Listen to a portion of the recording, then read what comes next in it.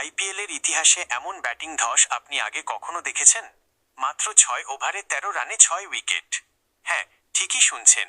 Delhi Capitals গড়ল আইপিএলের সবচেয়ে লজ্জাজনক রেকর্ড, আর তাদের এই দুঃস্বপ্নের নায়ক রয়্যাল চ্যালেঞ্জার্স বেঙ্গালুরু। আজকের ভিডিওতে জানবো কিভাবে দিল্লি তাসের ঘরের মতো ভেঙে পড়ল, আর কিভাবে তৈরি হলো আইপিএল ইতিহাসের সবচেয়ে বাজে পাওয়ার প্লে। আইপিএল 2026 এর 39 নম্বর ম্যাচে দিল্লি ক্যাপিটালস মুখোমুখি হয়েছিল রয়্যাল চ্যালেঞ্জার্স বেঙ্গালুরু। ম্যাচটি হয় অরুণ জেটলি স্টেডিয়ামে। টসে জিতে আরসিবি অধিনায়ক রজত পাতিদার প্রথমে ব্যাট করতে পাঠান দিল্লিকে, আর সেখান থেকেই শুরু দুঃস্বপ্ন। ম্যাচের মাত্র দ্বিতীয় বলেই আউট হয়ে যান প্রথম ম্যাচ খেলতে নামা সাহিল পারাখ। শুরুতেই বড় ধাক্কা। এরপর পরের ওভারে আগুন ঝরাতে শুরু করেন জশ হেজেলউড। 1 ওভারেই ফেরান রাহুল সামির রিজভি। দিল্লি তখন একেবারে চাপে। এরপরও থামেনি ধস। ট্রিস্টন স্টবস ব্যর্থ।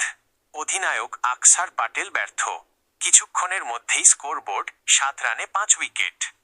ভাবা যায়? এরপর নীতিশ রানা ফিরতেই স্কোর 8 রানে 6 উইকেট। মাত্র 4 ওভারে দিল্লির অর্ধেকের বেশি ব্যাটার প্যাভিলিয়নে।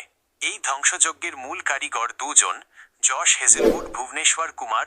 একজন বাউন্সার লাইন লেন্থে ব্যাটারদের শেষ করে দিয়েছেন, অন্যজন সুইং দিয়ে ব্যাটিং লাইন আপ ভেঙে চুরমার। এ যেন নিখুঁত বোলিং মাস্টার ক্লাস। আর তারপর তৈরি হলো ইতিহাস। না, গৌরবের নয়, লজ্জার ইতিহাস। 6 ওভার শেষে 13 রানে 6 উইকেট। আইপিএল ইতিহাসের সবচেয়ে কম পাওয়ার প্লে স্কোর। আগের সবচেয়ে খারাপ রেকর্ড ছিল 14 রানে 3 উইকেট করেছিল সানরাইজার্স হায়দ্রাবাদ 2022 সালে। সেটাকেও ছাড়িয়ে গেল দিল্লি। এই ম্যাচ দেখিয়ে দিল ক্রিকেটে এক সেশনেই সব বদলে যেতে পারে। দিল্লি ক্যাপিটালসের জন্য এটা দুঃস্বপ্ন, আর রয়্যাল চ্যালেঞ্জার্স বেঙ্গালুরু এর জন্য এক স্মরণীয় বোলিং শো। প্রশ্ন হলো, এটা কি আইপিএল ইতিহাসের সবচেয়ে ভয়ঙ্কর ব্যাটিং ধস? কমেন্টে জানাও তোমার মতামত।